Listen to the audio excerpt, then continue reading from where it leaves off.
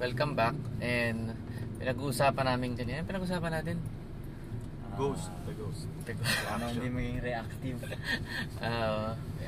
So madalas kasi maraming makaka-experience kayo ng mga taong nagpre-praise sa inyo at saka mga taong pinuput down ka. Yung mga haters saka mga lovers. So anong dapat gawin sa mga haters? Madalas ang initial reaction ng ginagawa ng mga tao is kapag may haters sa kanila, may nag-bash, inaaway nila.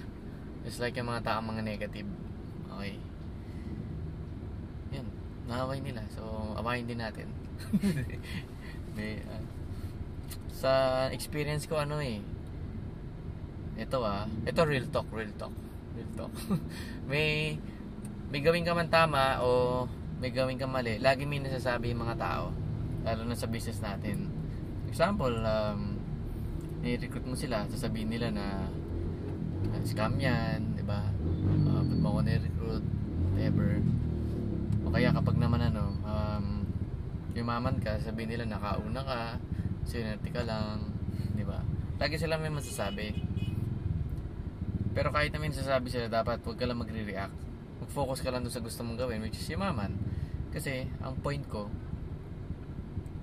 hindi ko kailangan makinig sa mga ganung bagay. O bakit ako makinig sa mga ganung bagay? Diba? Gagawin ko lang yan. Siguro kung maibibigay nila yung pangarap ko, maibibigay nila yung gusto ko. So kung hindi ko naman ikakayaman yung pakikinig sa kanila, at alam mo yung pagre-rebuttal, yung aawayin mo din, ba't ko pag-aaksaya ng panahon? Kasi ang very basic, kung gusto mo yumaman, magre-recruit ka, mag-invite, magte-train, magbibuild ng grupo. Wala naman sinabi doon na para yumaman ka, di ba? Magalit ka sa ibang nambabash, di ba? Replyan mo rin sila, hindi.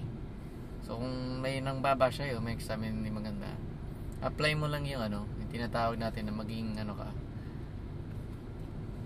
maging para kang sa kanila. Ignore mo. Just ignore them. Kasi pag in-ignore mo sila, of course, ang apoy, kasi hindi mo pwedeng labanan na apoy din. Pag in-ignore mo sila, eventually magsasawa. Alam mo yung feeling na nung bata ka, may nang-aasar sa'yo. The more na pinapansin mo yung nang-aasar sa'yo, tuwan-tuwa siya dahil nagre-react ka eh.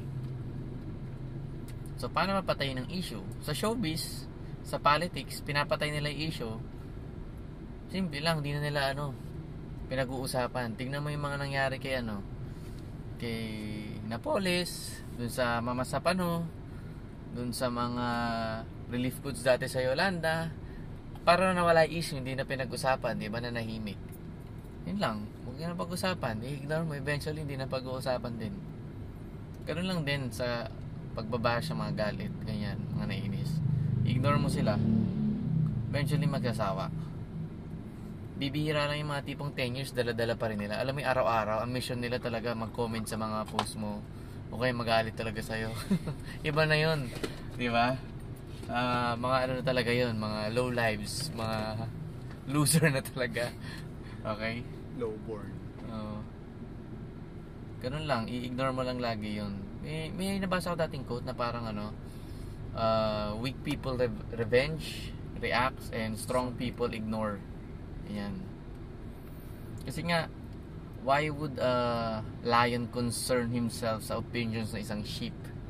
Kung alam mo naman yung status mo, alam mong yung worth mo, ba't ka magre-react sa opinion na mas mababa sa'yo?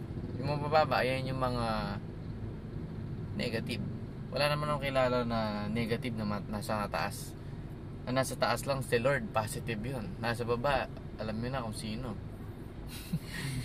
Okay. So yun lang, I know may natutunan di sa lesson na to. I-apply mo siya. Make sure the next time maka-encounter ka, mamaya, bukas, the next week o next month, nang ni-negative sa'yo, sa company mo, sa product mo, ignore mo lang, diba? Kasi hindi naman siya makakatulong sa'yo eh, diba? Unless tanungin ka nila na scam ba yung company mo.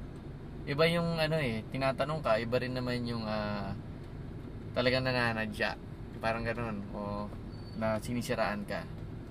Pag yung nagtatanong, gustong i-clarify, pwede mo naman sagutin mo na maayos.